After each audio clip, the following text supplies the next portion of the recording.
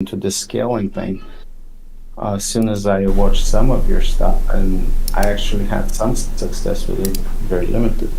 But like I can see how that completely changes how things work. Okay, sorry, but my kid's coming in, so okay, that's sorry. No problem. No problem. Changed rooms. I thought she was sleeping. Um, Well, so thanks for coming in and talking to us. I appreciate you reaching out to me and talking and asking yeah. questions.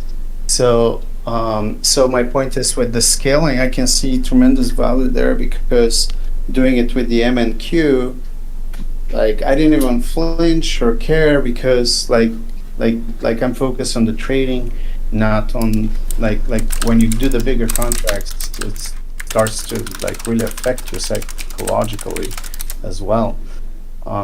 And here, okay, well, I'm just like I have my levels. I know I'm good. Scaling in, and then you're right. There's so many ways to get out of a bad trade. So yeah, I mean, um,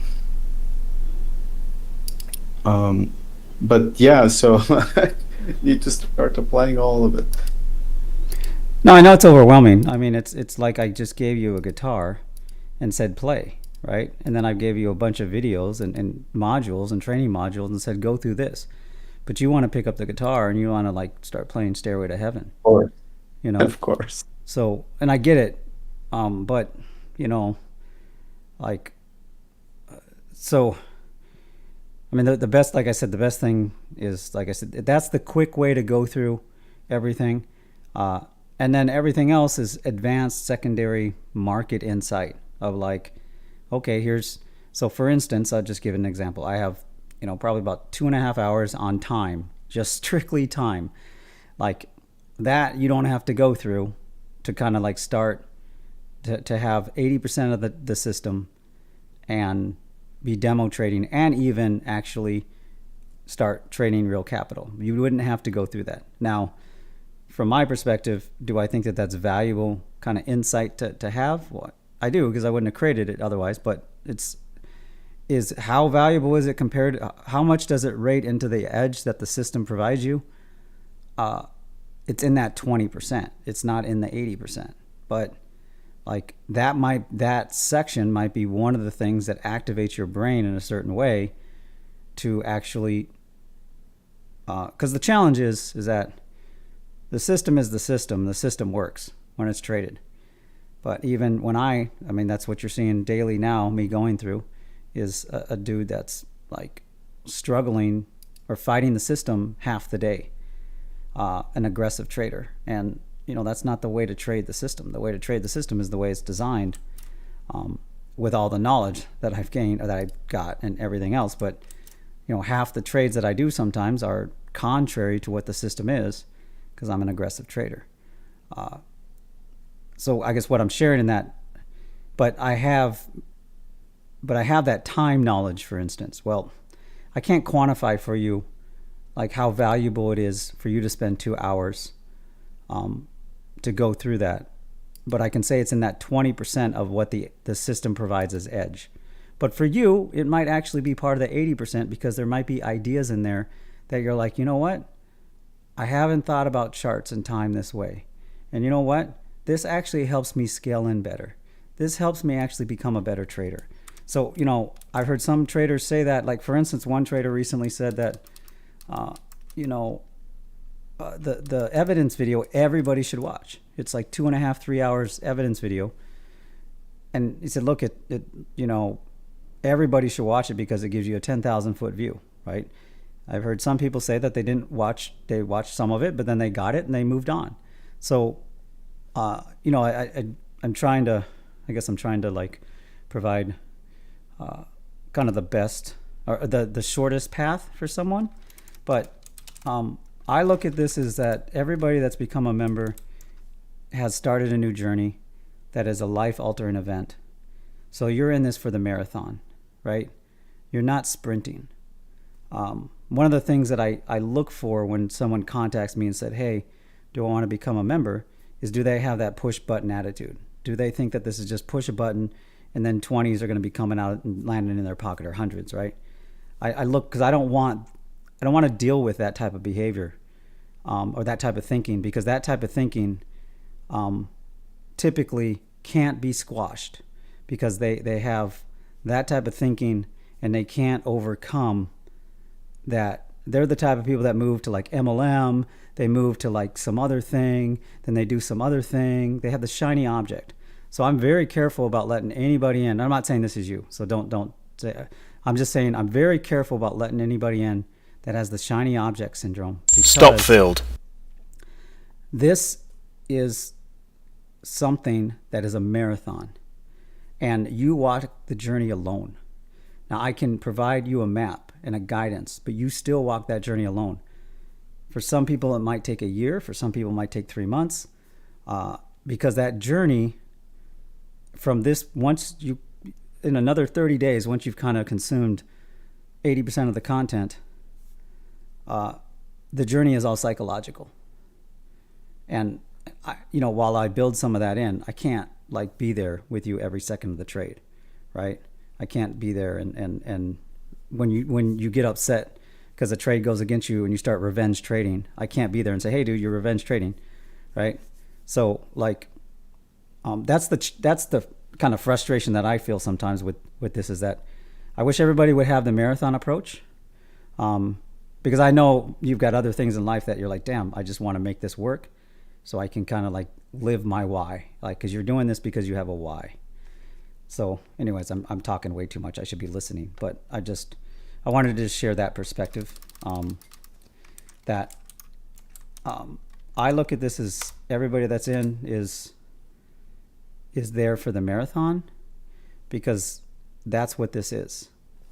If it was easy where I could just grab someone off the street and say, hey dude, you're going to become a trader, let's go. Like, then the numbers wouldn't be the numbers. The numbers speak to the truth of how hard it is. And the people that make it are the people that actually are in it for the marathon. The people that don't make it, one of the things I'll cover in the mindset, are the people that don't realize that, hey, like, they don't tell themselves that this is I have a generational life-changing opportunity here for my lineage. I mean, I know I'm talking all high and mighty, but like, if you think about it, like, if you nail this, and let's just say you do like I do. So what's my PnL so far this year? What, 700,000 or whatever? Just what I've shared, right? If you nail this and you do as good as I do, I want you to do better. Well, that's the path towards generational wealth. It's not quite generational. It's, you need probably, I don't know, 20, 50 million to be generational. So, but it's the path to generational because it compounds. So, when you're trading with 10,000, you're making so much. When you're trading with 100,000, you're making so much. So it's a compounding type of thing. So I know I talk too much, so I apologize, but does that help at all? Yes, I muted myself. Yeah, All no right. problem. Yeah, I mean, where I'm not only in it for the long run, I'm really like, this is the only thing I want to do, but I am focused also on automating as much as possible, and I do believe in going through the process with, I as an engineer prefer to back test things as well, to see how they operate in different environments. Um, Obviously you have plenty of proof that this works in all kinds of conditions, but for me, like, I don't know if that's even automatable, what you're doing, but I'm sure parts of it can be. I guess let me answer it this way. Do you think? Let me ask you a question. Do you think I've tried to automate the system? I would imagine that you did, unless, like, Like, I don't know. You probably did, or Okay, let me ask you another question. Do you think you would know me if I had a totally automated system of the system that we trade? I don't know. No, you wouldn't know me. So I've shared various things over the last couple weeks, all right? And that's beyond what that's as much as I'm gonna say. So yeah, I'm gonna shut up. So yeah, as an engineer, you can go down that path, but what you're gonna find is that then you have to decide to be that discipline. So if you want to if you want to be an automated trader, an algo trader, it is a completely different thinking and discipline, and you don't even understand the system enough to even go down that path yet. The other thing is, I'm just being totally upfront. The other thing is, backtesting has zero value. Okay, it has value. The problem with backtesting is that how do I word this in a way that forward testing is more valuable than backtesting. Put it that way. So if you were to spend your time on proving to yourself that the system works in various situations, your time is better spent on forward testing than backtesting, because you will not find a system you will not find a inexpensive system that will allow you to properly backtest any trading solution, because any of the backtesting solutions that you find out there will not offer a full view of the 4-chart setup. Also,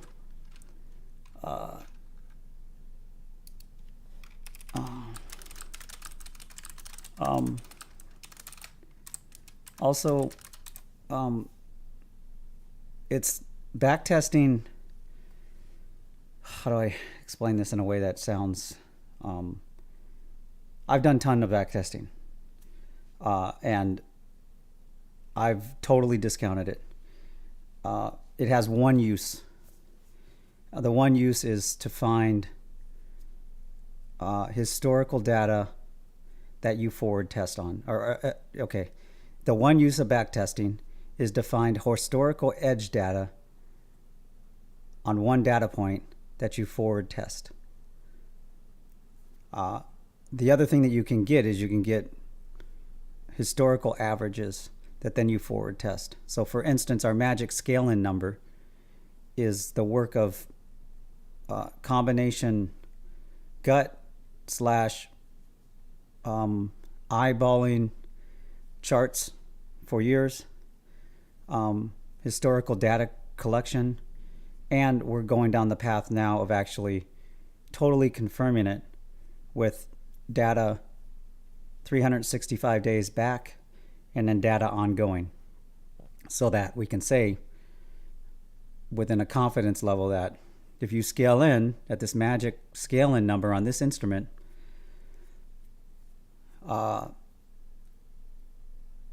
92% of the time you'll get two opportunities to exit that trade at break even. Which, I mean, I shy away from even using that 92% number. But when you look at the numbers, Stop filled. like that's like, I'm not trying to sell the system, but like where you're told to trade, like you get at least one opportunity on proper scale in to get out of the trade at break even. That I've seen many trade systems. I have found that only in one other trade system, and it only provided 1 or 2 trades a day. That is something rare in trading. And I'm not tooting my own horn. I'm just like, look, I don't know how this system came to be. I don't know how I know how it came to be. Freaking a lot of time, blood, sweat, tears, pain, agony, like obsession. Okay. So, like, um, Order know, filled. I'll just be upfront. I hear someone that said they just started a week ago and say, okay, like I'm not benefiting from it. Uh, like I spent a year nonstop, 16, 18-hour days obsessing about the market and obsessing about every indicator that existed. Learning Elliott wave theory, breaking it down, learning various charts, going through every indicator, testing it how it said should be used, doing it opposite, and then changing custom values, and then forward testing that. Like, so you're benefiting from someone that really like. I mean, I've obsessed about, and I still look at the activity level that I have on this. I'm still obsessing about like elements of the market. Um, so, anyways, Tony said that's not what you're saying. So I'm not. I know I'm just going off on a tangent. Part of it is that I'm in between two things. So I apologize. I'm kind of like not totally. I'm in between three things. So was I too harsh on you? Was I fair, or like did I answer your question? Did I give you clear direction? That's what I really want to know. Do you have Yes, clear well, direction? the direction I got is to go those then just go over these three sections that you pointed me at because you know that's actually very useful. And the other thing is again, I mean, I was asking your nephew because I actually didn't want to come here because I didn't want to distract you or Oh no, don't you worry know. about that. Don't ever uh, say that you're distracting me. You're not distracting me. So you're not. Just so so don't feel. You should and never with feel respect bad to about that reaching out and system, asking questions. right, I actually agree with you. Like I actually it's exactly what I'm doing with the stuff that I am doing is, forward, basically use the tick data, like all that tick data that I have for futures and do forward testing on it. And so basically the problem with the algos is that the algos go and then they do a lot of curve fitting and they become really good at predicting the past. And that's not a good thing. So, and that's not how I back test.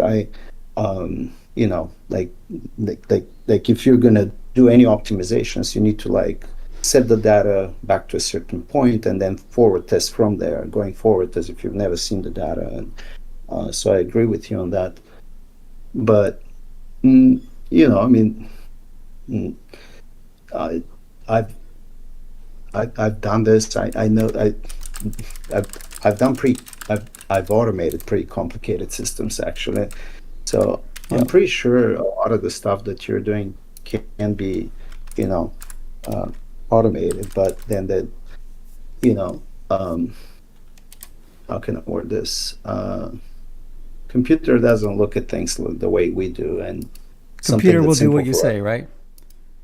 You tell the What is computer to that? do something, it won't question it. You have to tell the computer exactly what to do, and Yeah, it will do that, right?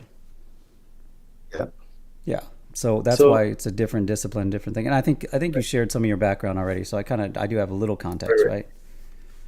But I mean, but basically, I mean, where I was going with this whole thing was like I would want to just, like I'm not talking about your entire system, but even just like your indicators, they're just a blend of moving averages, some ATR and things like that. That stuff can definitely be applied to the tick charts. And yeah, I can switch to trade of eight. It sounds like I will have to, but that stuff can be like we could probably make something that shows all of that data um, using live big data. So, Yeah. um, I'll I mean, share this. you would apply your indicators onto the tick data, um, you know, without using trade of eight. That might be good for all of us. So, I mean, anyways, we can discuss this later, I guess, if that's even something worth doing. No, it is. I mean, but I'll just share that there's already efforts underway that have been underway longer than many of you even realize. So, um, and Stop filled. this is the last time I'll say this like directly. Members will get an opportunity to benefit anything that I've been working on, and then we'll ghost. We will go stealth.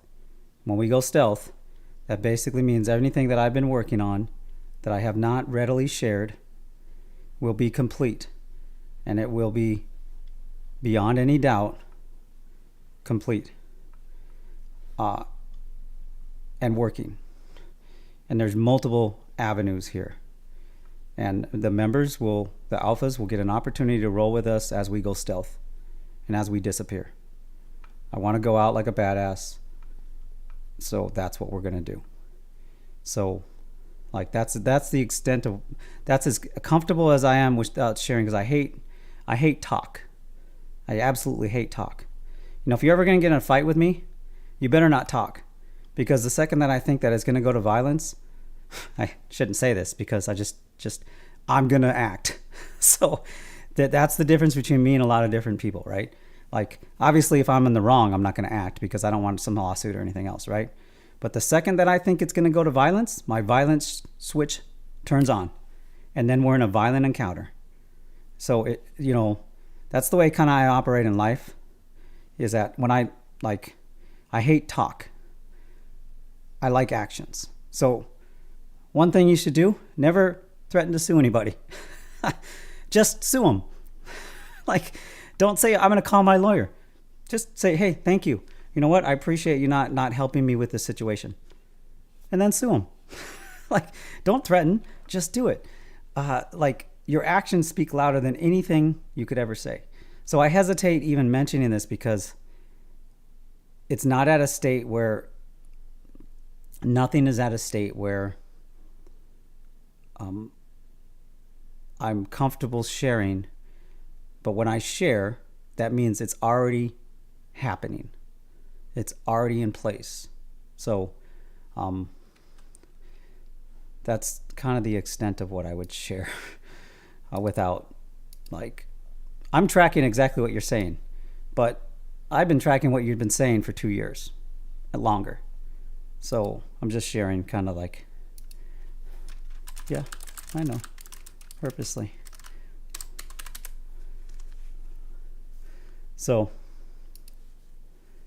anyways, that's the sorry, I'm looking at the charts too. So does that make sense, or did you kind of understand what I've shared?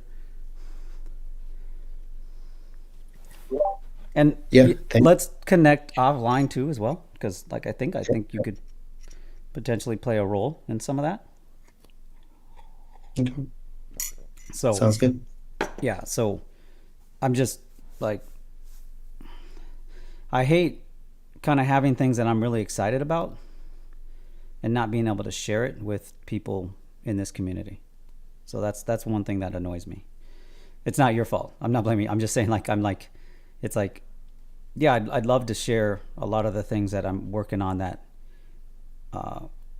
is really cool. But like, I want to wait until things are just in motion, solidified. So where are we at there? Oh, I see. I don't see any trades that are good. Well, actually, the GC trade is actually coming out to where it might want to short that. But so I'll send over like the exact sections, so like it's very clear. Like, hey, this section, and this section. And we used to do that. We used to send over, here's how to get started. But since we organized the training a little bit more focused, but I should put together, like, okay, here's a quick path, and then here's kind of then how to loop back, right? That's kind of like the best way to probably do it. Because the old way, or I removed a lot of training that I had too and redid some of it in the last 6 months. So that's one of the things I've done. I think we go long on the NQ. I think it seems like it wants to be long. Order filled. So we missed the best entry there, unfortunately. And then GC, if NQ is going to go long, then there's a possibility that GC might sell off. Order filled. Our entry on NQ isn't the best here. Just because, but you know, we missed the best entry on the momentum check. I mean, if we grade today on the NQ, just initially, 1, 2, 3, 4,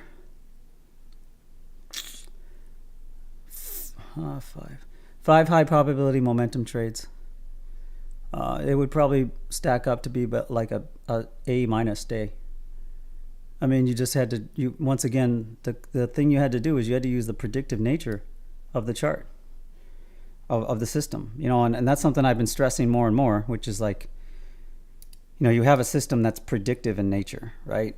And like, I think one of the challenges of trading a system like that is that because it's predictive in nature, well, you're trading, or you're for if you're no, what's the word I want to use? You're not scared, but you're for sometimes entering the trade early in the predictive nature, you don't have confirmation, so it can be Order a filled. fearful way to trade.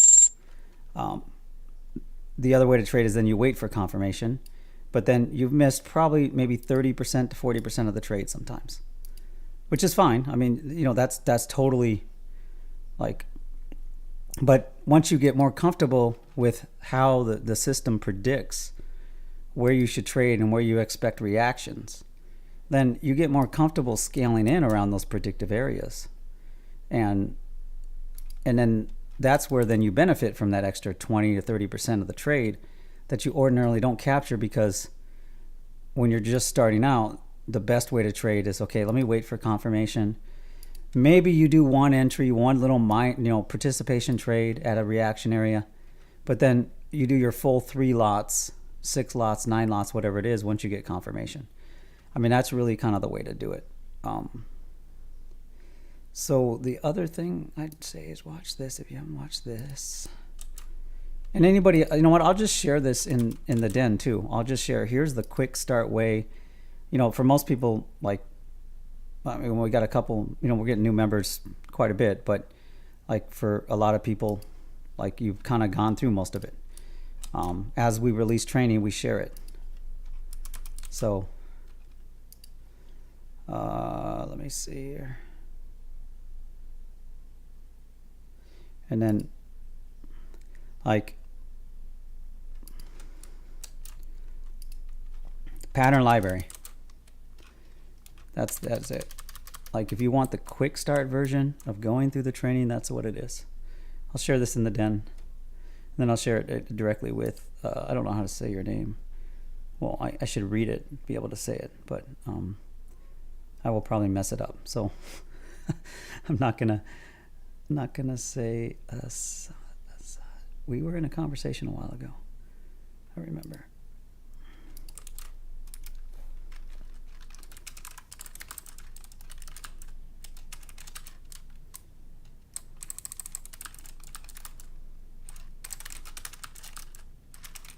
And also, I do apologize if I was direct or forceful, or I don't know. Nephew Elite said, "You're going in a run. You're going, you know, you're going to a different place."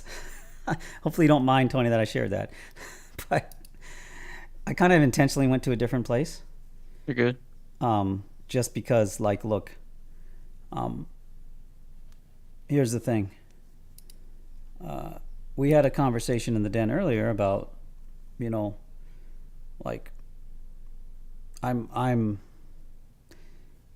you've seen a drastic change in the last 6 months in how we executed, how I've executed. And then with Tony coming on board, it's brought a whole new energy to what we're doing here, a whole new perspective.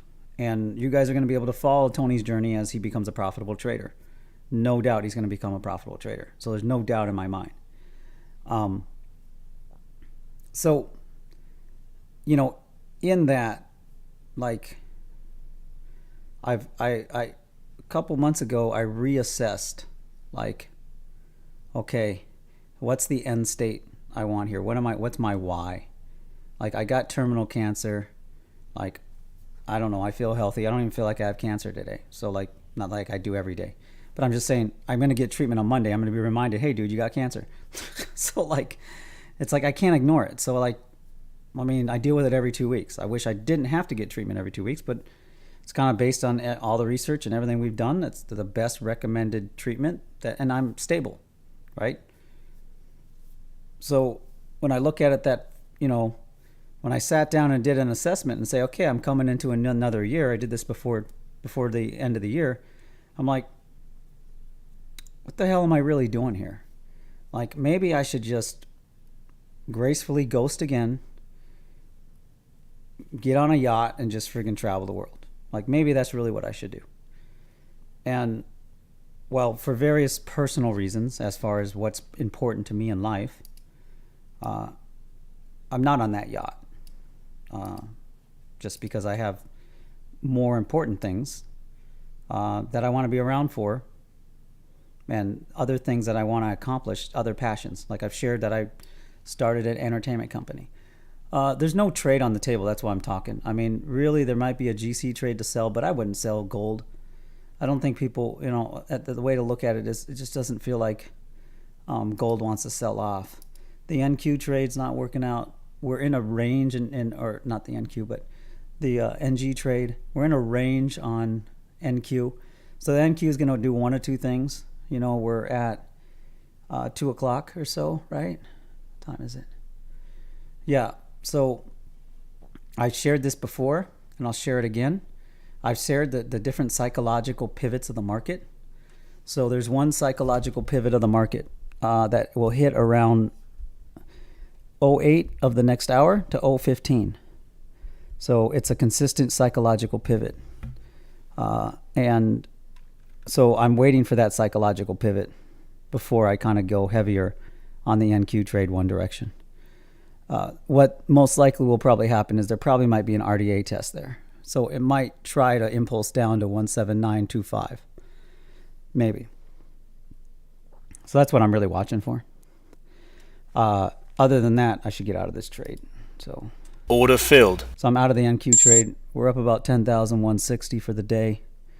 Where are we at?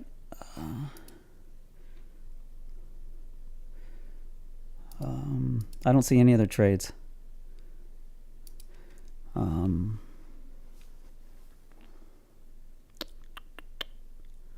Yeah. We can look at Bitcoin. Let's look at Bitcoin. Jesus. Look at all my executions. Damn. That's quite a bit of executions there on the NQ. And then you can see some of my executions on gold. That's where I really terrible executions on this gold trade here. That's where I kind of, I'm not really proud. I don't really like that trade. That trade was terrible. That trade was, look at that. I started early too. I started way early. I think I did sell out of that there. So I think I did write it up a little bit, and then I started selling here. And then I got opportunities to get out. I just didn't take them until, I made about $60 on the trade, but, I had two opportunities that I didn't take to get out of that trade. So that was a bad trade. Kind of started my day in a bad situation. CL, I didn't maximize the CL opportunities today. There was a double tap of this range here. A triple tap of this range here gave clear signals on the 4 chart setup. I wasn't around for this one here. At 12:30, I was busy. But this one here I was around for, and I didn't take the 1025 one. I should have took the 1025 one. I did take this one here, so we did take that one there. Actually, that was a long to then a short sell, or to a sell. So we did take the long here, but I should have took the short on the CL. So did not maximize the opportunity that I was presented on the CL trade today. Gold, once again, I did not trade momentum. Got a very clear trade there on the first test of the RDA that I did not take. And I think I did take it here. Actually, did I? I don't remember if I took it. I have to look back at my notes here. But I didn't maximize GC either.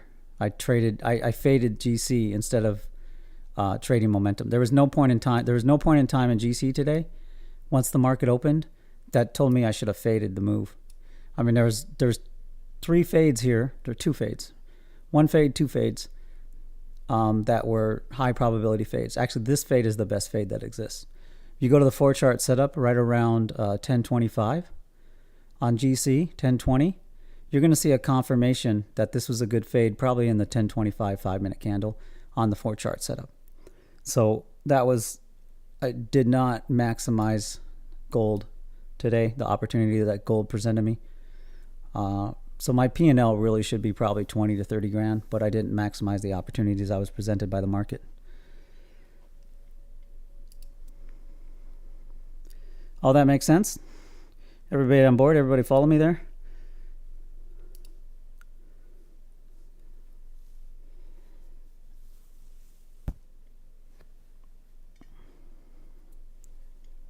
Like, see, that's the way, like, so I'll be releasing the post once I record the audio for how we grade the system. And so I'll record the audio for that. And then, like, that's kind of some of the, like, when we grade the system, it's not how well you trade the system. It's how well the system provided you with high probability opportunities. So the grades that we create are not, oh, it was an A+ day, it was easy to trade. No, it's agnostic of the trader. It's okay, the system performed in the way that we expect on like an A grade. And if you traded the system as we outlined, then on an A day, 80%, if not more, of your trades were in the right direction. On a B day, you know, it's a little bit tougher, but the system still performed. But you had to, basically a B day typically is where extremes, like it overshoots happen a lot more. And the 4-chart setup was hard to decipher in multiple places, or not decipher, but it didn't provide confirmation in when you got confirmation, 30 or 40% of the trade, if not more, was over. So a B day is basically you lost your opportunity, and how the system performed is that 50% of the trade or so was kind of over in a B minus, a B market. And then a C market is basically, it's those days where it's kind of like a range day, but the system still kind of performed, but like you had to recognize it was a range day, and then you had to basically call the bluff on both sides of the market until it moved in. Typically on a range day, on what you could qualify as a range day, typically you're getting 2 to 3 high quality trades, and then the rest are, you just had to be able to play the extremes and exit both trades quick. And sometimes, I mean, those are hard days to trade, just because, you know, when you're in a trade, you naturally think that you're with the directional bias, right? So that's kind of something to consider.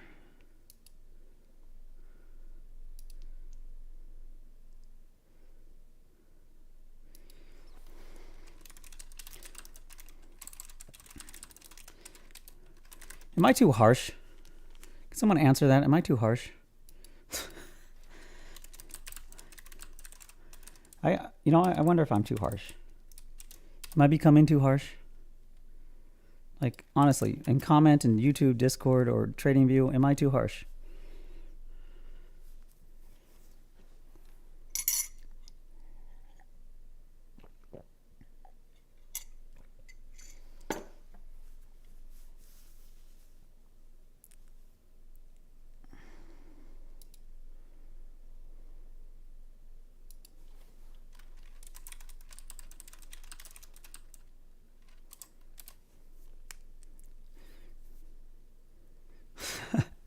Eric, gotta say you're good, but I just got here. All right, so you just got introduced to me. I mean, I'm. Here's why I'm kind of more direct nowadays.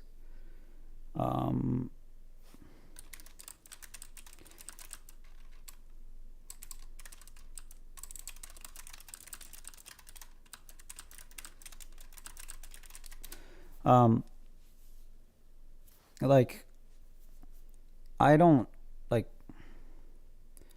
I guess I want, like, I kind of look at the market and kind of see, I mean, every time I go out and spend time and see what maybe you're experiencing, right? Because I don't do it anymore. Order filled. I'm going long in the NQ with 3 lots. Order It filled. looks like it's going to move. You know, we'll put tight stop losses on this. I remember back to my days when I got started. And I remember how frustrated that was. That, you know, let's just think back in 2016 and 2018 or so. You know, that time period, man, if you weren't in trading, like, it wasn't, it's kind of like it is now, but it wasn't as, I don't know, crypto wasn't as big. Crypto really brought a whole new, like, crypto brought a whole new audience to trading that didn't exist before. And that really happened kind of after the first all-time high, 19K on Bitcoin. And I lived through that. I traded through all that. I was there. So when I go back, and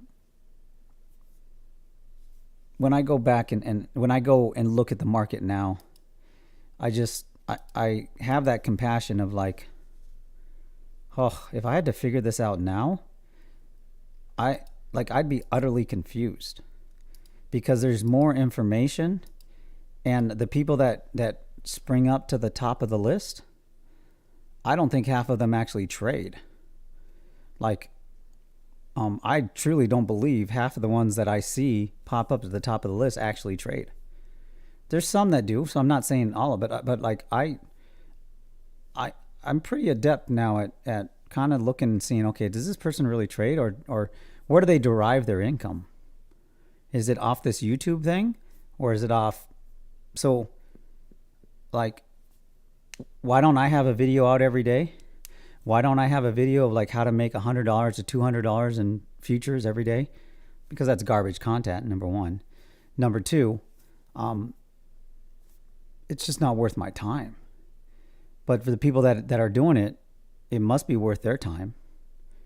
So, like, I did this the other day, 2 weeks ago. I just kind of looked around the market, and it just frustrated me because, like, there's probably about 10 great YouTube channels that I found that I would say, okay, if you follow these channels religiously, you're going to be a better trader. But even then, like,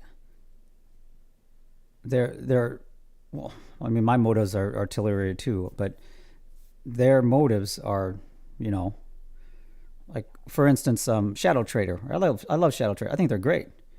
And I'm not saying they're awesome. So I'm nothing, you know, I love Shadow Trader. They're great. But, you know, they're like, they've overcomplicated the market. I've done that too. So Shadow Trader I have all their indicators. I have every single one of Shadow Trader's indicators. But they've overcomplicated the market. For instance, I'll just share. Not this. Where are we at? This chart here is a derivative of the Shadow Trader four chart market internals. This right here. This is directly inspired from Shadow Trader. This chart here that you see me reference all the time. We're above the zero line now. That's another reason why I went long. So this chart here is a direct representation of Shadow Trader. All right. Now Shadow Trader has a four chart setup where they walk through how to read market internals for confirmation of moves within the market. They also have a oscillator indicator that distills that down on a 15-minute time frame. It's a great indicator, except for it lags a little bit, which okay, that's not bad, except for I don't want my internals to lag. The internals shouldn't lag, but that indicator lags a little bit. Now that's good, or that's fine, but what I realize is that the four chart doesn't lag, but their oscillator lags. Okay. Now the other thing is then I've got now 4 more charts I've got to consume and an oscillator I've then got to interpret just to have confirmation on maybe an internal move of what the internals of the NQ or the ES or the whatever index I'm trading is doing. So this data exists for the ES as well. This data exists for the Russell. This data exists for, you know, the indexes that trade equities or that derive equities. We're in a long on NQ, and I don't see any other trade. So, like maybe GC if you believe that the sell-off is going to go test the RDA again. But we're long on the NQ. We're waiting for that. What time is it? 210, 215 pivot, 208 to 215 pivot. So we're either going to see a sell-off here, I'm going to get taken out at a loss, or we're going to see a rip up and it's going to go to the next level, which our next level is, well, our next immediate level is obviously right here. Our next immediate level is, which has already been tested, which is around 217. That's our next immediate level, 217. Which then you've got a level that's pretty clear, which is around 252. So if this thing really gets going, it could just knock out the previous high, and then just go up and go up to 25 or go up to 252. But it's got to obviously capture this level here first. So if we show that here, it's got to capture this level here first, which is right around 216 spot 25. Other than that, I see no other trade on the table that I'd like to take. I mean, look at CL. CL's at the middle of the 50 OR. Gold, you know, like I said before, the trade on gold probably is a fade sell-off, but you missed the best entry. So you don't really want to enter at a momentum check, and you got another momentum check, and then you got an RDA check. So the only gold trade that exists is that you basically enter, you plan to scale in, you call the bluff on the highs, and then you put your stops up here, and then you expect to sell off. That's the only gold trade that I see. Natural gas, once again, natural gas is behaving how it has behaved the last couple days. Kind of trades a little bit, and then it finds a range at the end of the day, and then it tries to make one move. All right.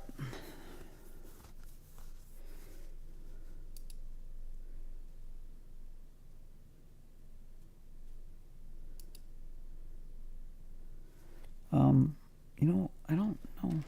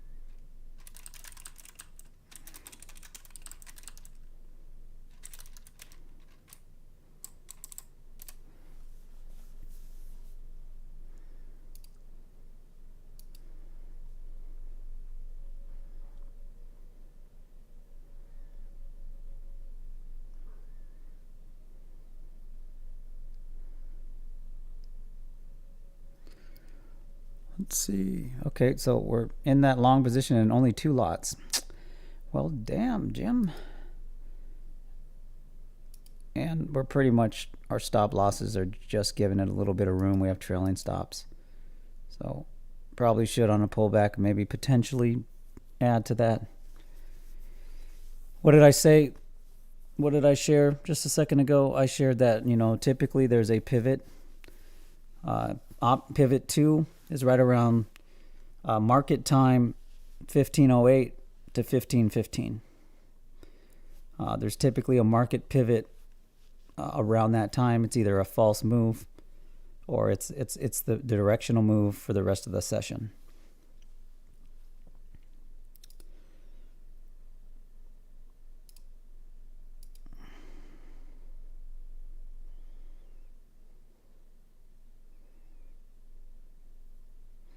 So CTT Trader said, I think that most either can't make money or just want people to watch them trade 100%.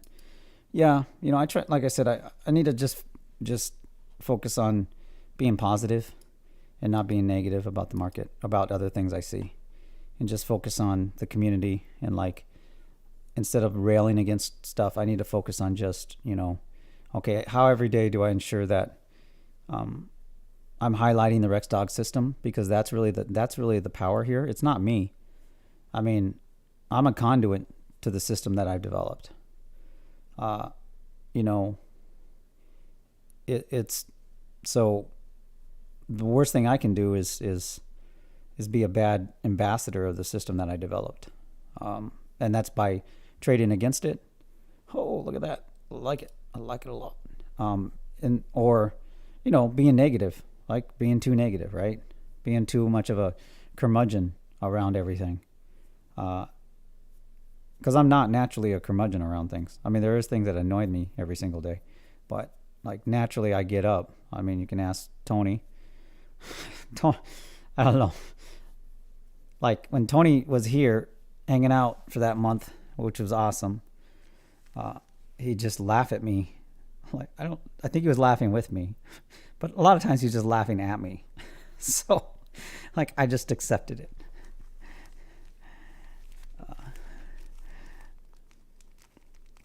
I really appreciate Rex Dog. Actually, he trades his account fully open, but more than that, he explains and tries to build something for people. I dislike watching streams where people don't show their real trades and just talk and don't do anything. No, I agree. I mean, it's kind of like, look, what are you here for? It's like, what? Like, this isn't, I'm not Kramer, right? I'm not the Kramer dude. Like, I'm like, oh, I'm like, I'm a trader. Like, that's what I'd be trading regardless if I was streaming. So yeah, does streaming add additional headache to my life? Absolutely. But, does it fit my larger why on why I'm doing this? Absolutely. So,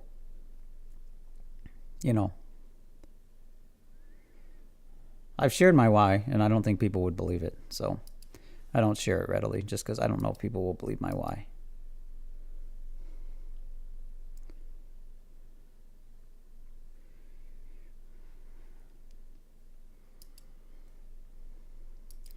Or I don't know if people would believe, like, I don't know if people would believe it. I mean, just, it's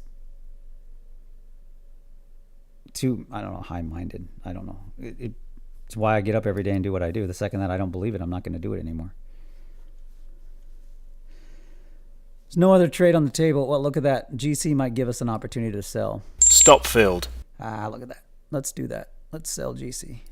Take a Order little bit of risk filled. here at the end of the day. So we're selling GC on 3 lots. We're going to put some tight stops up in that. Stop filled. Probably going to impulse above me. All right, so now this is the question of, is this going to be the false break? So is it going to be a false sell-off? Now, we might want to try. The problem is our GC trade is contrary to what would be our NQ trade if we go short NQ. If we go short NQ, then GC is probably going to rip.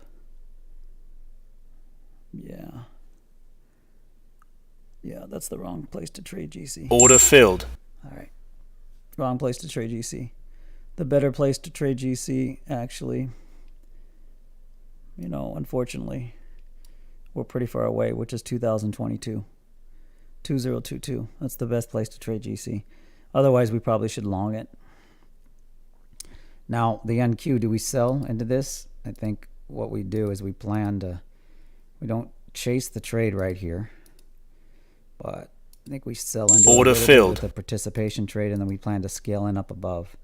And then we'll scale in all the way up to here, and then if it keeps going against us, we'll reverse. That's what we're going to do. That's what we're fitting to do. That is what we're fitting to do. So that's what's going down on NQ. Shorting that. Did get out of the GC trade. I just didn't, it's not the best entry. It's a decent entry for maybe a quick scalp. on the short side, but if we're going to put capital to work, which we're not even putting that much capital to work, like we don't want to double up our capital on moving in the same direction. Hello, what is your strategy on TradingView? That's a pretty broad question. My strategy is to consistently and reliably pull capital from the market. That is my strategy.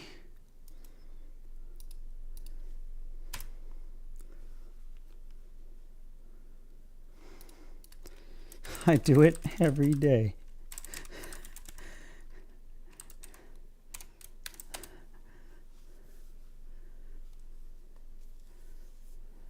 It's my one and only strategy here. Booyakasha.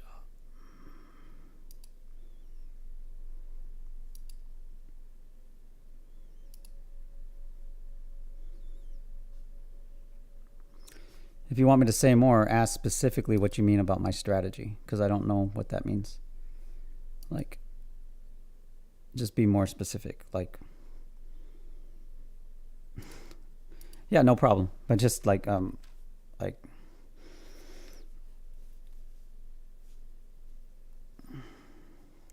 what are all these lines on your chart? Okay, that's a great question.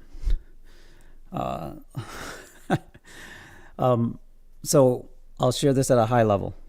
And I'm going to share this from a high level, not even talking about my trade system, which I believe is one of the best trade systems ever developed. All right. I'm just going to talk about in general. The lines and the indicators that you see on the chart are indicators that are reliably predict where we expect reactions in the market. So you should, if you have a trade system, and I'm speaking just generally, if you're creating a trade system, I believe you should try to create a trade system that tells you where on a chart you should look. So the trade system that we trade predicts on a chart where we should look for reactions, and we trade reactions, and then we trade patterns. That's all the lines are. That's all the indicators are. Any line you see on my chart, any indicator you see on my chart is there because it's a highly reliable prediction area, reaction zone. It's highly reliable. Now we trade what's called the 4-chart setup. So you're seeing the different tickers that I trade on the futures market. You're seeing obviously NQ, which is Nasdaq. You're seeing crude oil, CL, GC, and you're seeing the 5-minute charts. And then this line here, for instance, this white line that you see down here on natural gas is the weekly open. This red and green line that you see here on the Nasdaq is the daily open. And you can see, and that's a free indicator. So if you do RD key levels, I'm going to get out of the NQ trade because Order filled. I think that it might rip up, and our best entry is actually up here, calling the bluff that it's actually going to move up. But it might continue up, so I'm not going to get too aggressive on that. So for instance, what do we see on the NQ right now? I know there's a lot of, I have all my fills on here, but see this orange line here? And see this arrow up here? This tells me that this is the NQ open, not the NASDAQ open. So for instance, we are above the NASDAQ open on this chart. The NASDAQ open is the cash market. Well, no, I mean, yeah, we use the 5-minute chart in our 4-chart setup, but we use 4 charts. You don't see all 4 charts because, like, for me to show you all 4 charts and all these instruments, the windows would be so small you wouldn't be able to see anything. So what I stream is just the 5-minute chart. It is one of our charts we use, but then we correlate that to other charts, and then we get signal. Not usually. How it works is one of our 4 charts is the control chart for a trade. It might be the 5-minute. So for instance, this is a prime example. Like the week open for the Nasdaq is a reaction area. I mean, you just can go back in charts and you can see this yourself. It's a level that the market uses where price reacts. So the first time that it tested this, it did overshoot it. It reacted down. Now, what did it do? It reacted down and it went to our momentum indicator and it reacted there and it went back up. You know, what is really important is the closes, right? Closes make the statement. So that's a reactionary. That's a prime example of a reactionary. So any line that you see on my charts, anything you see is not arbitrary. The only thing I don't really use on a chart is volume. That's because we use the VWAP in our system, and that accounts for the volume aspect. So we don't need, for instance, we don't need to look at volume because we use the VWAP. And then the other ways that the rules in the system on how to trade the system account for having to read volume. It's something you don't need to do. It's just a waste of time. There's only 2 times you have to read volume, is stopping volume and exhaustion volume. And even then, like, the edge that it provides you is maybe 5%, I would say. All right, now I don't know what to do here other than not trade. I hate not trading. I'm a trader, not a doctor. I know you say volume is, well, I don't use volume at all. At all. So, you know, but if in your trade system volume is very important, great. But I don't use volume at all. I never look at volume.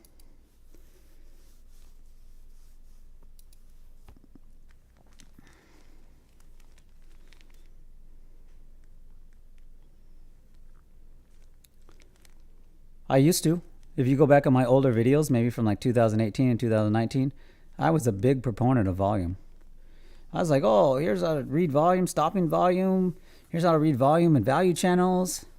But then one day I woke up and said, you know what? Like, most of my trades, volume doesn't even factor. And then I took volume off all my charts. And then I realized, like, nothing changed. I actually traded better. That was part of me getting better. But then, like, okay. And then I added volume back because there is only 2 instances where volume really matter, where it really provides edge.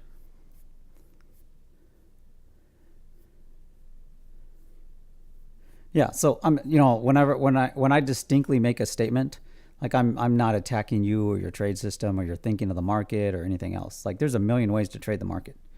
So it's like, to me, like, I can't argue with your PnL. If you say, look, dude, I use volume every single day, and like, volume gives me a tremendous edge. Here's my PnL. What am I going to say? Okay, you know, no, volume's not. Well, I can't argue with you, right? No, and I'm not. So when I go on these things, just so you know, I know you probably just joined. Like, I'm not like trying to attack you or actually, you know, belate the point. I'm just kind of more explaining, like, for people that maybe are new, that don't get what I do here.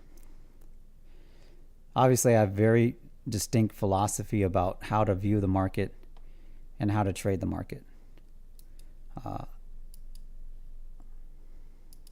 That's also why my mindset book is only going to be 30 pages. It's not going to be a 200, 300 page book. It's going to be 30 pages.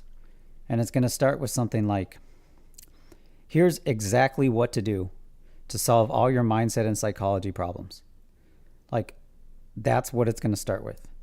And it's going to be, this is exactly what to do. Like, because this is 99% of traders that I know that are successful have these traits or think this way or do this in real life. Like, the traders I know beyond a doubt are successful. Like, these are the common elements that I see. So you either adopt these common elements and have them, or Order you're filled. going against, while it's not total backed up by science, but my empirical data probably comes from about 40 or 50 traders that I know.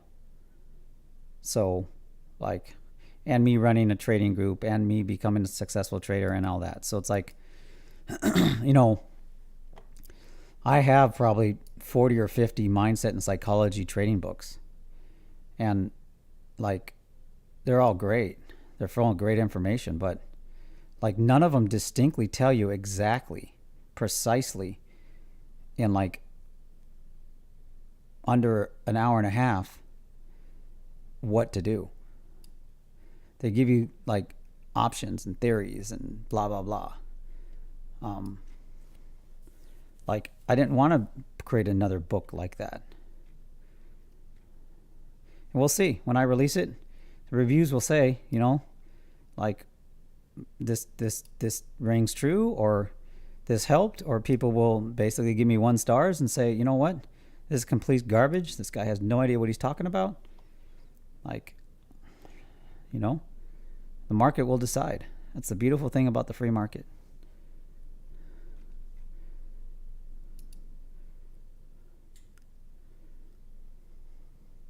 How'd you get that little wrench there, Nephew Elite? Can I get a wrench? I don't know if I want a wrench. Or is that saying you're a tool? How do I get a wrench? How'd you get that wrench on YouTube? Do I have a wrench? How do you get a wrench? Ah. Am I short? I am short. Damn it, Jim. Okay, it's time to reverse. Time to go long. Order filled. All right. Order filled. We're going to give you 1 chance here to work out. 1 chance. I think you're going to go long. So, what's my PnL at? I don't check my PnL often. We're at still 10,000. Can't go below 10 G's. We got to be part of the 10G club.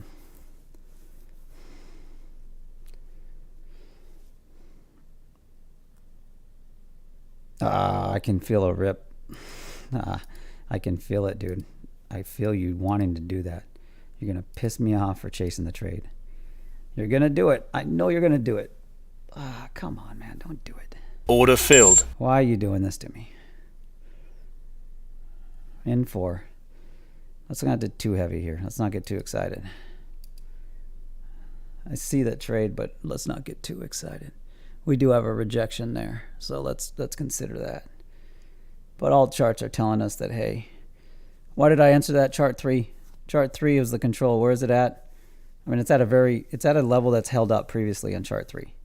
So chart 3, you know, I'm giving the opportunity for it to overshoot, but I'm expecting that the 27 minutes left in this candle, it's going to close above. I don't have a wrench. How do I get a wrench, man? I want a wrench.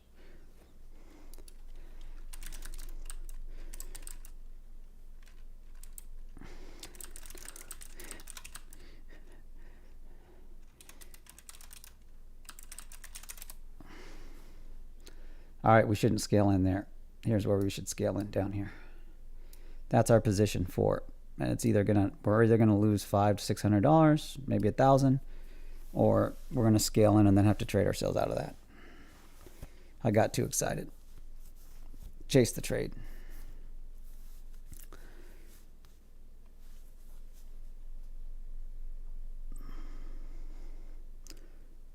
The stream.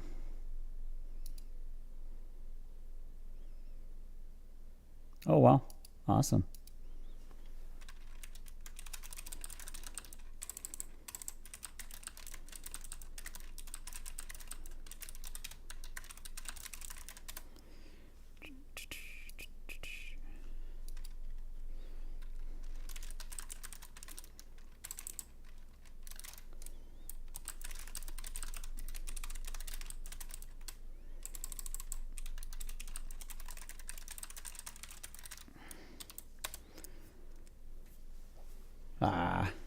Yeah. Shouldn't have chased that trade. It was too early. Yeah. Should have looked at the time. Should have realized it was the half-hour mark. Half-hour mark doesn't typically pivot. Usually it's a little bit later where the pivot will happen.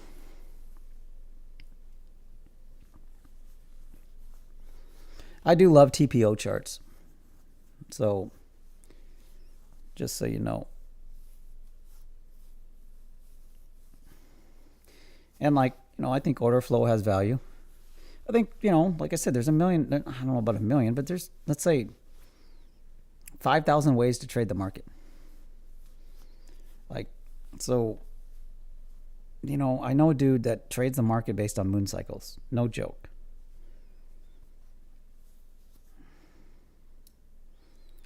I mean, it factors into his fundamental and technical analysis, the moon cycle. I mean, but he lives his life by the moon. So, like, you know, I'm like, hey, you know, if it works for you, man, I'm like, awesome. I'm a libertarian at heart. I'm like, that is absolutely Order awesome. filled. If it works for you, that is awesome. So, you know, with this trade, I gotta be willing to scale in down to here, down to there. That's where I gotta be willing to scale in.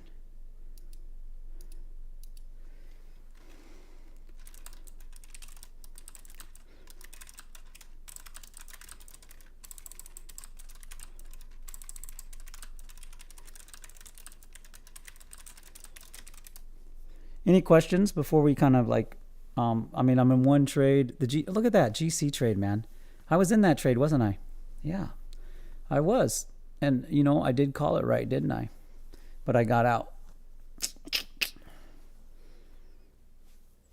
So it means nothing.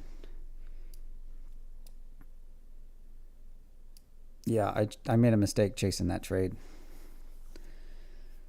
Like I said, you have to be able to scale in down to here. Scale in down to here is what you have to be willing to do. And you might not get that opportunity, so really kind of your scale in is right here. It's where you kind of have to start some of this scale in to trade yourself out of this trade. Order filled. Run 6 lots. I don't have a wrench.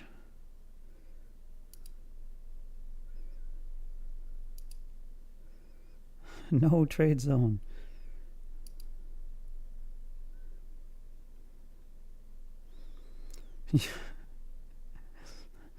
You will not cry. You will learn by the numbers. I will teach you. Vern, you've really stepped up your meme game. I appreciate it.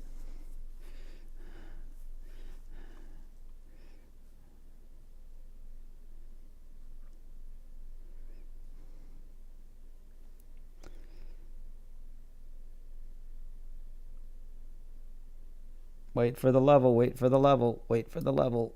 Started the trade too early. Started the trade too early. Started the trade too early. Like a little jackhole. The challenge is, does it want to go test momentum on the 60? So this next level right here, literally right here, and just below this will tell us whether or not it wants to truly do what it is trying to do. Order filled.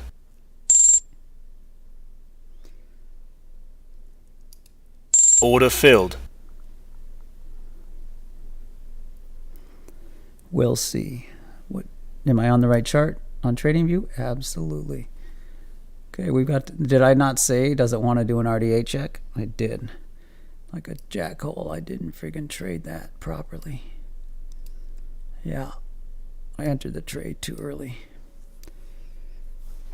All right, well, that's something to work on. Didn't check the time before I entered the trade.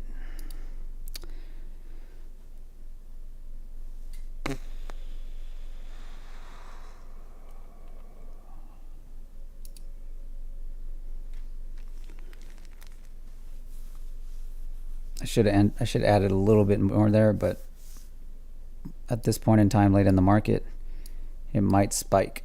So I don't want to be on the wrong side of a spike here, and then have to deploy more capital than I want to in the end of the market here, being the fact that I entered this trade too aggressively. So let's just put our entries down there for now. Let's see how this works out. I'm gonna make sure I got no other trade on the books so I don't get surprised by an entry that I don't want to be in. Exit and market cancel all. Go flat, go flat, go flat. Exit and market cancel all. Exit and market cancel all. Okay, we're flat.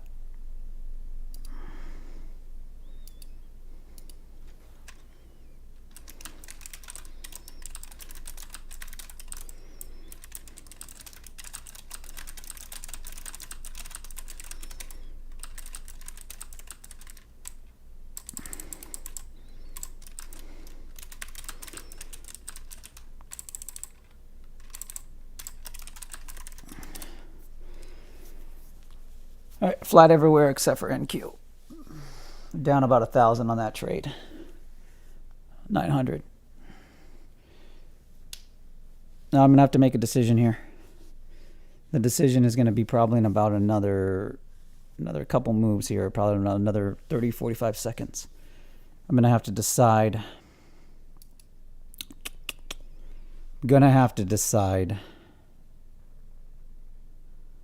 Do I want to just take a loss on this? Or do I want to give it a little bit more room with the potential it's going to fail at 200? So really the question is, it's going to fail at 200 or it's going to fail right here at 200.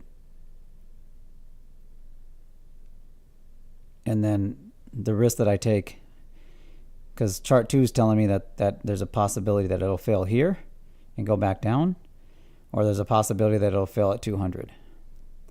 And if it fails at 200, then that would be probably, what, $400 loss or so? So then if I stay in the trade, what I'm saying is that, okay, I'm going to scale in. I'm going to go heavier. So I'm in 8 lots right now.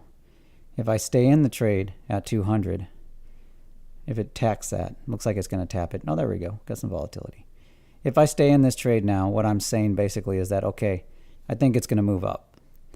Or I'm willing to trade, I'm willing to scale in heavier down to basically where you see my entries, down to here, down to the 182 area. That's what I'm saying if I stay in this trade right now.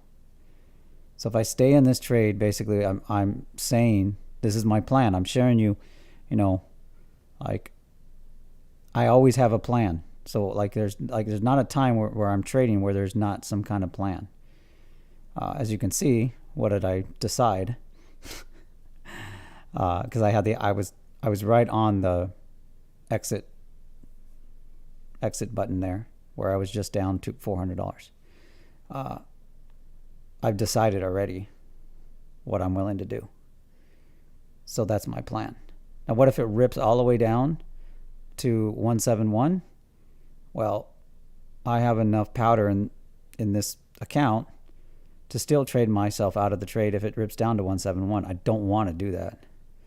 So that would have been a bad trade on my part. So that's what I'm risking here, especially this late in the market, given that it's yeah, I probably should have exited there, but we'll see. We'll give it a chance. Give it an opportunity. Still playing that same chart 3 angle, but this is the last test, so it's either going to work or not. Yeah.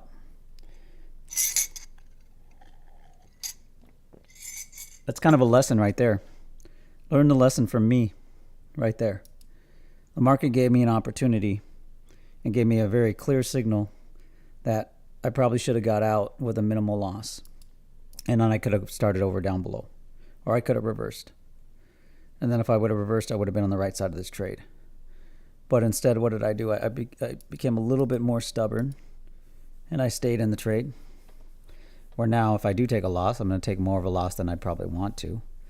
Or I have to now risk more capital at a lower level to trade myself out of a trade, to have a profitable trade or break-even trade.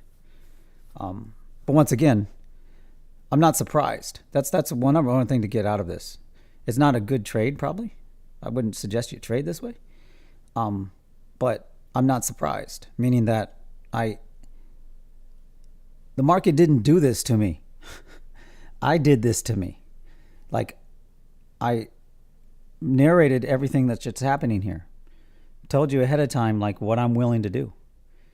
Like, so one of the reasons how you deal with fear, you can't remove fear. It's part of your anatomical makeup of who you are as a human being. I believe everybody's human here. I don't think we have AI watching. So, and if you are AI, look, I appreciate you. Thanks for everything you do. Like, good job. I believe you're sentient. So I'm on your side. So, look, I just narrated, like I said, my what I decided to do. So, like, one of the ways you deal with fear is that you have a plan and you follow your plan. So it's like, I'm either going to follow my plan, or I should have got out because I can't deal with the emotional aspect of this trade. I can't deal with how this trade is rolling out. So that's one way, or that's not one way, but that is one way to deal with fear, is that most of your fear comes from the fact that you're not trading your plan. Order filled. Most of your fear comes from that. Order filled. And we're going to see whether or not this is going to work out. It's either going to work out or I'm going to take a loss here. Order filled. So we'll see. Order filled. Order filled. All right. I got to be able to scale in that down to here. That's where we're going to have to go heavier. Terrible fade trade, actually. I should have reversed up there.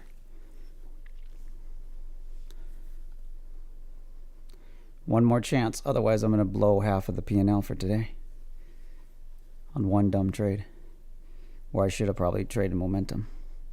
Ooh, did not react there at all. That's pretty surprising. Let's look at the internals real quick. Oh, man, are you going to go test the weekly open? Is that what you're going to do? You little bastard. Are you going to make me trade 30 lots here? You're going to make me trade 30 lots. Is that a gap? Oh, no, that's the up volume, down volume. Okay. Ooh, look at that sell-off. You got to believe that. You almost have to believe that. Order filled. Yeah, you almost have to believe that sell-off. Almost. Order filled. Oh, shit. There's a chopper. Haven't heard a chopper here in years.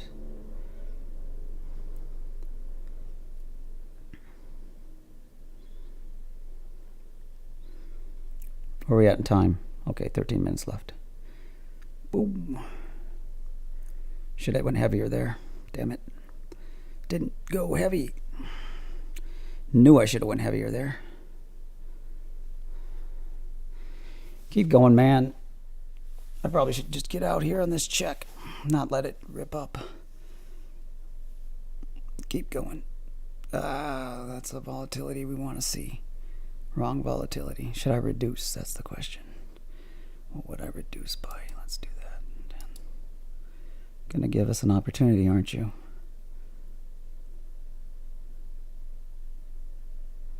Gonna give us an opportunity.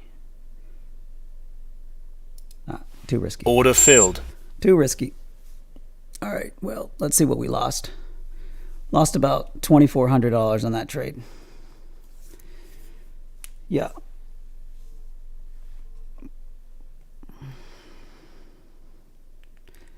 So that sucks. Don't like losing on a trade, but, you know, I aggressively traded that. It's probably still going to go in that direction, but at this point in time, I could have, the second that I got that green candle on chart 2, that was the sign to probably add at 30 lots. I should have added at 30 lots. If I would have added at 30 lots, my basis would have been, I would have had probably like $500 in profit. Would have paid, you know, decently for fees, but it was just a bad trade. It became bad. Well, it was bad from the beginning. I should have reversed, but it became worse when there was no reaction whatsoever here. It is an overshoot, so, but the problem is market time. Like, it could have easily ripped another 20 ticks down. Oh, that's interesting. Yeah. It's probably going to go in my favor now, watch. So one bad trade, or, you know, two bad trades for the day. The GC trade that started the day, and then I ended the day with a bad trade. Too aggressive there. Got too aggressive. It was kind of a, it was the challenge there is that it was actually kind of a momentum trade, but chart 2, if I would have listened to chart 2, especially when I was narrating and saying, you know what, when I was narrating, this is what I'm going to do, this is my plan, that's when I should have just said, you know what, I should probably go with chart 2 on this one, and I should probably just reverse. And then, because the great thing about that area that it was at chart 2, now that I look back, like 5 ticks, I would have known if I was wrong. All it would have taken is 5 ticks. That's all it would have taken. We'll see if we can get some of this back here. Order filled. All right, we got a confirmation there. We'll see. Gonna go on at 4 lots here on an end of day trade. 9 minutes left in the market. See if we can capture a little bit of that back, but without Order filled. aggressive. Gonna keep tight stops, and then it's either gonna move here or not, and then we're not gonna give it much room. So we're risking probably another $300 here, maybe a little bit more. Yeah. Got our early confirmation there on chart 2 that there was a potential there. Nope. Should have traded momentum. Stop filled. Yeah. Should have traded momentum. We'll see. Overshoot. Now all it needs to do is recapture this level. If it recaptures right now, literally, there we go. All right, now if it recaptures 181, it's going to rip up.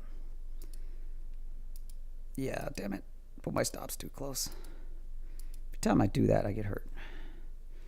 All right, recaptures 181. It's going to rip up.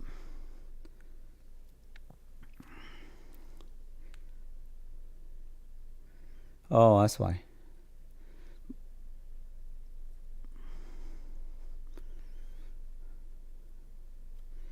I guess we're not in the 10 grand club anymore. What's that song? I'm a loser, baby, and everybody, whatever that chorus goes. Look at that. You know what? I bet it's going to rip up the rest of the day, and I just didn't scale. I just started my, yeah. You know, I said, like, worst case scenario, it gets down and does a momentum check on chart 3.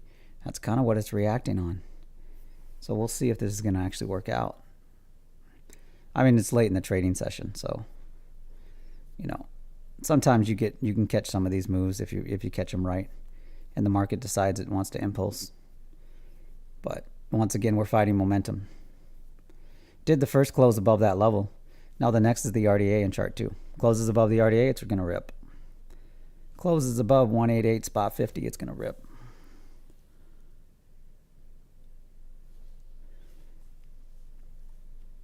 It's going to do some serious rippage.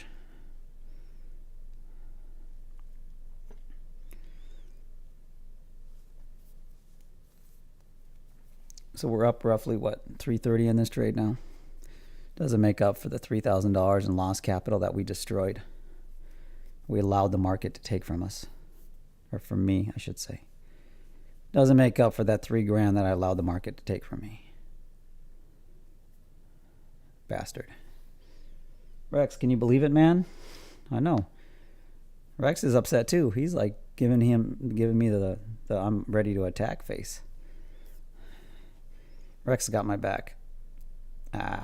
It's not going to rip. Doesn't want to recapture the RDA. We'll keep our stops down here. We'll see if it's going to rip. Other than that, we'll just take a little bit of a loss. It's probably going to rip down, take us out, then go up.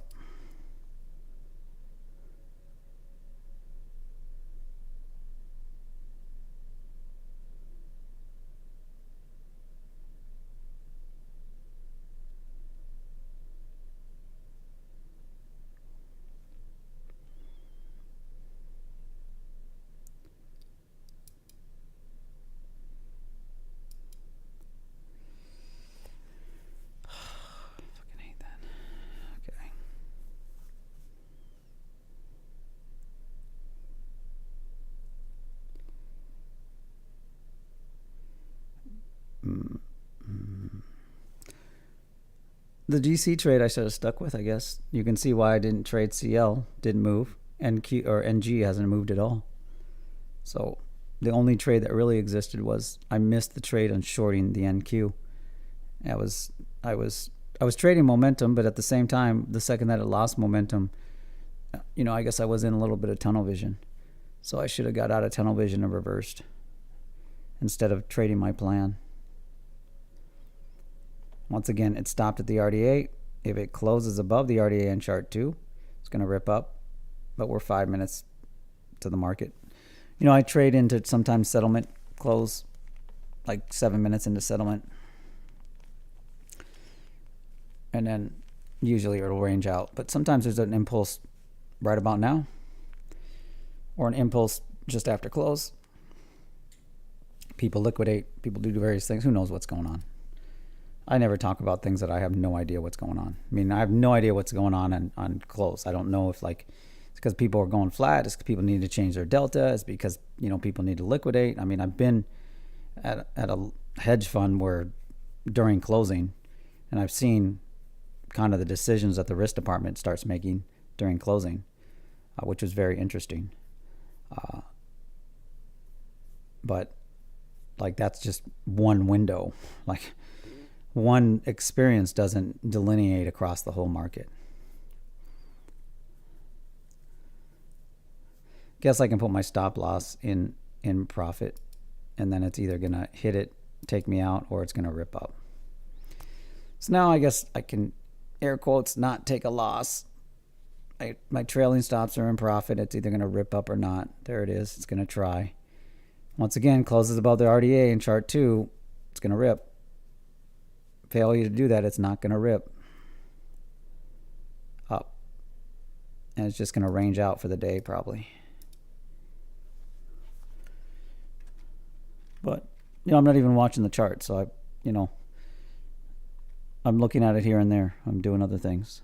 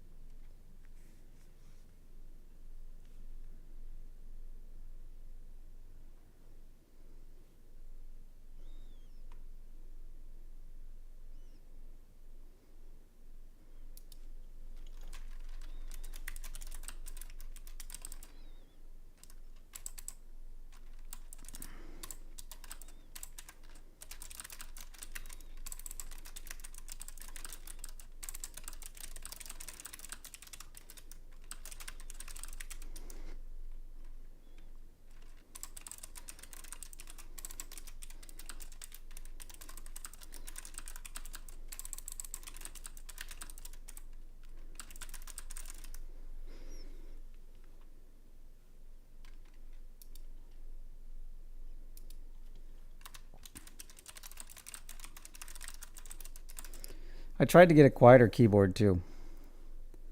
So, because, one of the things on stream, you hear people typing and stuff. So I tried to get as quiet a keyboard as I could.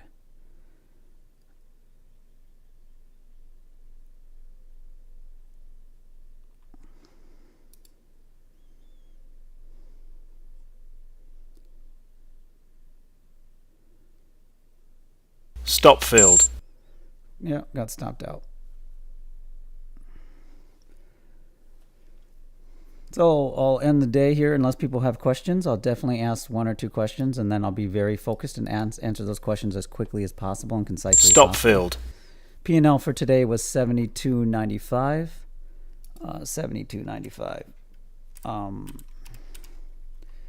So I'd rate my trading today as a C. There was 3 trades here today that I executed that showed me that I still have bad tendencies and bad habits. That's why I've been trading reduced size, not trading aggressively. I still how do I explain this? Look at that, it's going to move now. So the GC trade at the start of the day, which you can catch on the first stream, was able to trade myself out of that and make like $60 in profit It was just a terrible trade though. There's another trade midday, or just that. There's one momentum trade where I traded it perfectly, traded momentum perfectly, traded the system exactly as it's designed. And then this last trade of the session, I fell into a little bit of tunnel vision and did not let the dominant chart 2, provide me with the edge that actually it did, as well as the 5-minute. The 5-minute actually led the way as well. If I would have been reading the 5-minute correctly and actually would have checked it and got checked, I would have said, okay, the 60 chart isn't relevant. And then I would have focused on where it actually went, which is the actual fast momentum check on the 60. So there really were 3 trades here that my PnL should be right around 15 to 20 grand today, if not more. But because of 3 trades and the focus that it took me to actually trade out of those trades, it drained my mental energy. It also it drained my capital allocation, because during those trades I was not allocating capital to any other opportunities, which there really wasn't any other opportunities on this other one. So, from my perspective, it's like a C day. Like, I made some progress, but I fell back into some old bad habits. So I'm a little frustrated by that, just because I know what the challenge is, but and I know I see it in real time, and even I narrated it in real time, but I didn't take the proper action in real time. That is what's frustrating me, is that I'm stuck on the trade plan of being able to trade myself out of any trade, when that should only be 20% of the trades I do. Shouldn't be 80% of the trades I do. So that's why I'm frustrated with myself, because it's been 2 or 3 years since I built this habit. So I didn't expect to break it. I expected to break it within a week, but I'm very frustrated that it's sticking with me. I'm just very upset that I can see it in real time, but I can't break the trading style that I've developed that is too far away from the system. Still have a green day, I guess. $7,200 is a decent day. I mean, nothing to scoff at, right? But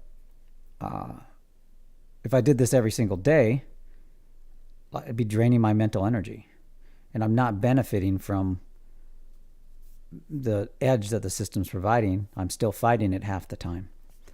So that's my honest feedback on where I'm at. Anybody appreciate that? Does that help? Does that help anybody else as far as assessing yourself and assessing your trading to these type of things? Because I can do more of this. I can kind of share more of what I would share in my journal. But I don't, unless I get feedback, unless people tell me, hey dude, hey man, yeah, I appreciate that, or yeah, that helps. I have no idea. So if you want more of something, or you want less of something, the best thing to do, you don't have to do it publicly either. You can DM me, right? And I won't mention you. I won't, just hey dude, I really appreciate when you did this in the stream, or I really appreciate when you did this or this, right? Feedback, if you can provide it, would be great. Because without feedback, I'm just going to operate as if, there's value being provided here, and it's helping you become a better trader. So feedback is welcome. All right, everybody. I appreciate everybody tuning in. Tomorrow's Thursday, right? I think we got a news day tomorrow. I think we got some major news. I believe I can fly. Let's see what's on deck for tomorrow.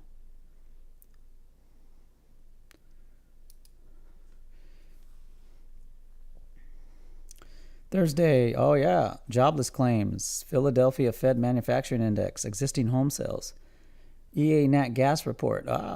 Sweet. All right, well, tomorrow before market open, we should have some great movements. So there's going to be opportunity before market open, And then it's going to be an interesting, it might be a slow overnight given that the news events for tomorrow. So it might be a slow overnight. The system will still hold up. Yeah, so that's the thing. Tesla earnings. I did see some stuff on Twitter there too that they reduced that. Yeah, so that was kind of like what was expected though, because I think they reduced their price of their. I think it's the cheapest EV model on the market. So that's interesting.